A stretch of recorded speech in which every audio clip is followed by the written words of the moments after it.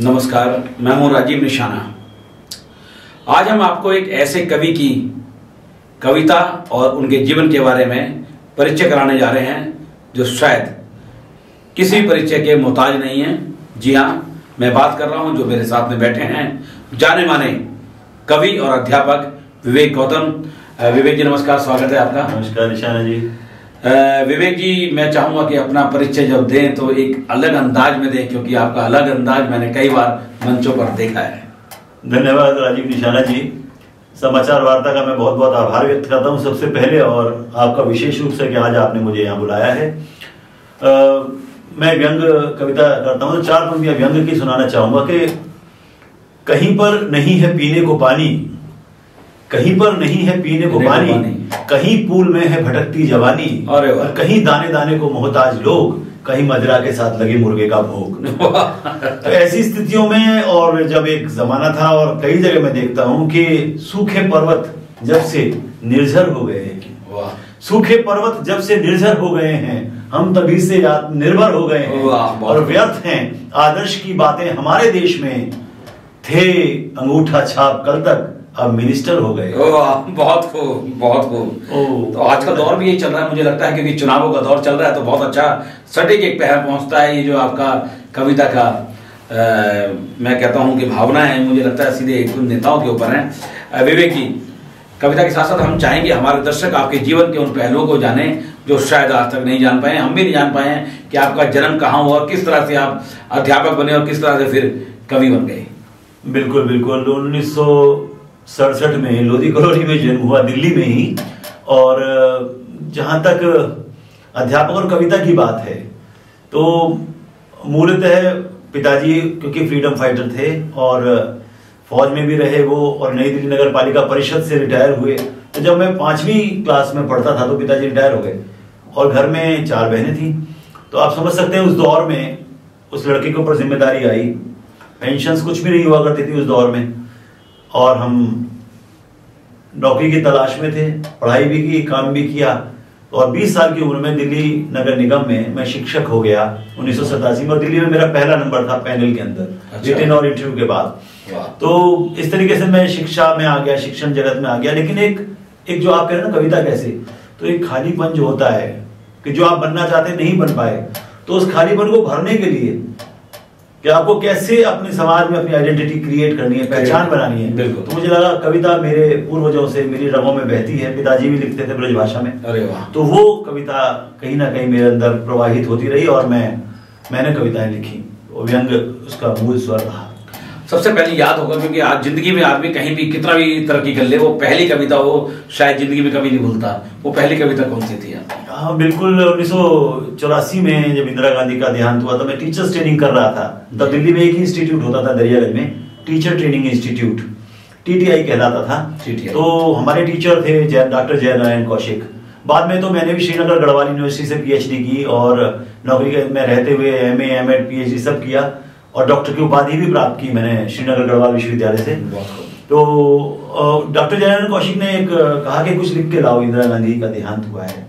तो वो मैंने तब पहली कविता लिखी थी, और उनको एक श्रद्धांजलि स्वरूप मैंने एक कविता लिखी थी। तो वही कि गहरा था तम, निर्बोध निस्तेज थे हम, पलकों से अविरल अश्रु ऐसे झर रहे थे, झंझावात के पश्चात पत्तियों से बूंदें गिरती हैं जैसे।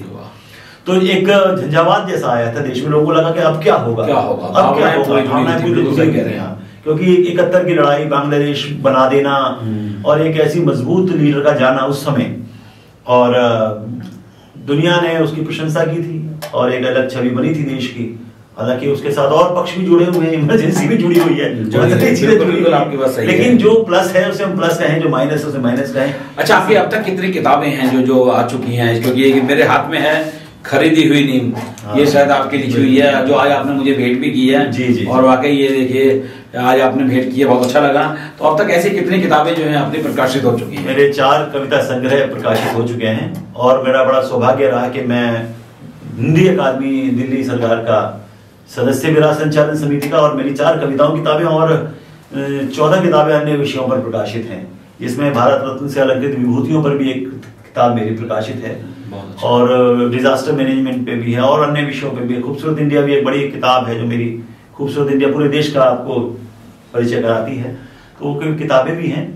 और व्यंग्य साहित्य में मैंने PhD की है, तो वो भी एक मेरा ग्रंथ है। तो व्यंग्य चेतना में, व्यंग्य साहित्य में सामाजिक चेतना। ऐसी और कौन सी आपको कविता याद है जो लगता है कि समाज पे आज बिल्कुल सटीक होती है, जो आपने पहले लिखी हो? बिल्कुल, मैंने एक कविता लिखी जो मैंने लाल किले से 2 बार कविता पाठ किया है जी। तो उसमें 2 कविताएं हैं। तो कविता ये है कि आश्वासन, और एक है ठूंठ, जो मेरी बहुत ज्यादा प्रसिद्ध भी हुई। जिसने भी सुनी उसने प्रशंसा की कि हर ओर है आश्वासन, हर ओर दिलासा, लोकतंत्र भी है यारों क्या खूब तमाशा। वाह। हर ओर है आश्वासन, हर ओर दिलासा, लोकतंत्र भी है यारों क्या खूब तमाशा। आश्वासन ही आश्वासन है चाहे जहां लो, घर में, बाजार में, संसद में जहां लो, दिलासाओं का बीमार है ये सारा जहां यार। हर ओर हो रहा है आश्वासन का व्यापार, कि रोटी नहीं तो क्या हुआ, पानी नहीं तो क्या, रोटी नहीं तो क्या हुआ, पानी नहीं तो क्या, सपने नहीं तो क्या हुआ, अपने नहीं तो क्या, आश्वासन तो है अपने, राशन नहीं तो क्या, अरे शासन तो है अपना, अनुशासन नहीं तो क्या। बहुत। तो ये जो बात है आज मैं देखता हूँ स्कूलों में भी, पब्लिक स्कूलों में भी, बड़े लेवल पर भी, एक डिसिप्लिन, जो इंटरनल डिसिप्लिन है, आंतरिक अनुशासन, उसकी कमी होती जा रही समाज में। और एक कविता है ठूंठ जो मैंने पढ़ी, और वो हर दौर में, अशोक चक्रधर जी ने उस किताब का लोकार्पण शीला दीक्षित ने अपने जमाने में किया था, जो मुख्यमंत्री थी, और अशोक चक्रधर जी, हरीश नवल जी ने उस पर बोला था। तो उन्होंने कहा कि पहला हिंदी का कवि जिसने पेड़ को मुखौटे के रूप में इस्तेमाल किया है। अच्छा। तो वो कविता थी कि मैंने जब जब कोशिश की और किसी बड़े पेड़ की शरण ली। वाह। मैंने जब देखने में जो पढ़ा है, मैंने जब जब कोशिश की और किसी बड़े पेड़ की शरण ली, तब तब मुझे एहसास हुआ उसका बड़प्पन झूठ है। बाहर से पेड़ भले ही बड़ा है पर भीतर से ठूंठ है। वाह। बाहर से पेड़ भले ही बड़ा है पर भीतर से ठूंठ है। मुझे कोई घृणा नहीं है ठूंठ से, अरे घृणा है तो उनसे जो ठूंठ होकर पेड़ का मुखौटा ओढ़े हैं। सचमुच वर्तमान में असली पेड़ बहुत थोड़े हैं, सचमुच वर्तमान में असली पेड़ बहुत थोड़े हैं। बिल्कुल आपकी बात सही है। अच्छा, एक चीज और है गौतम साहब, कि कई बार ऐसा भी देखने में मिला है कि परिवार जो है बहुत बड़ा सहयोगी होता है। तो इसमें क्या लगता है, कई बार परिवार टोकता भी है आपका, क्योंकि जिस समय पे आप चल रहे होते हैं, बच्चे भी पढ़ाई कर रहे होते हैं, और आपको कई बार ऐसे काव्य पाठ के लिए बाहर भी जाना होता है, तो ऐसी स्थिति में कैसे संभालते हैं? क्या घर वाले जो है बहुत ज्यादा नाराज होते हैं? नहीं, क्योंकि मैं 4 बहनों का अकेला भाई, और अम्मा भी मेरी अभी 91 ईयर्स की है मेरे साथ, और अब वो 22 में 92 की हो जाएंगी। तो जिम्मेदारी तो है, लेकिन मेरी पत्नी और मेरा परिवार, मेरे बच्चे, they all support me for this noble cause. इस पवित्र काम के लिए, कविता के लिए उन्होंने मुझे हमेशा समर्थन दिया है। और जो भी आयोजन मैंने किए हैं, इंडिया इंटरनेशनल सेंटर हो, हिंदी भवन हो, विज्ञान भवन हो, कहीं भी जो प्रोग्राम्स हुए हैं, वो निश्चित रूप से उनके सहयोग के बिना तो संभव नहीं था। और मुझे लगता है आप जहां आज बैठे हैं, मैंने वो पुराना 25 साल पुराना, 30 साल पुराना हमारी मित्रता जो है, मैं भी देख रहा हूँ कि आज आप इतने खूबसूरत एनवायरनमेंट में, इतने अच्छे स्टूडियो में आप अपना बैठे हैं, तो आपने कितना संघर्ष किया है। तो वही संघर्ष मेरा विषय है। बिल्कुल सही कह रहे हैं आप, इसमें दो राय नहीं है। हम लोग संघर्ष में जीवन से निकल के आज अपना एक मुकाम पर पहुंचे हैं। और मैं चाहूंगा, क्योंकि 26 जनवरी आ रही है, हमारे देश का सबसे प्यारा त्योहार है, तो हम चाहेंगे कि इस त्योहार पर भी अगर 2 लाइन हो जाए तो बहुत अच्छा रहेगा। मुझे लगता है कि हम सबसे बड़ी जो ये हमारा गणतंत्र है, गणतंत्र जो है ना, आदर्शों की स्थापना की बात करता है, नियम और कानून की बात करता है, क्योंकि संविधान लागू हुआ था इस दिन। बिल्कुल। सन 1950 में संविधान देश के लिए लागू हुआ, और एक नियम और कायदे कानून से चलने वाली बात हुई। तो नियम और कायदे कानून से कौन लोग चलते हैं? जो चरित्रवान होते हैं, जो निष्ठावान होते हैं। तो मैंने 4 पंक्तियां ये भी मैंने लाल किले से सुनाई थी, और हर जगह सुनाता हूँ क्योंकि अध्यापक भी हूँ। चरित्र नहीं जब शेष रहा तो देश कहाँ रह जाएगा। वाह। चरित्र नहीं जब शेष रहा तो देश कहाँ रह जाएगा, और आत्मा जब हो जाएगी मैली वेश कहाँ रह जाएगा।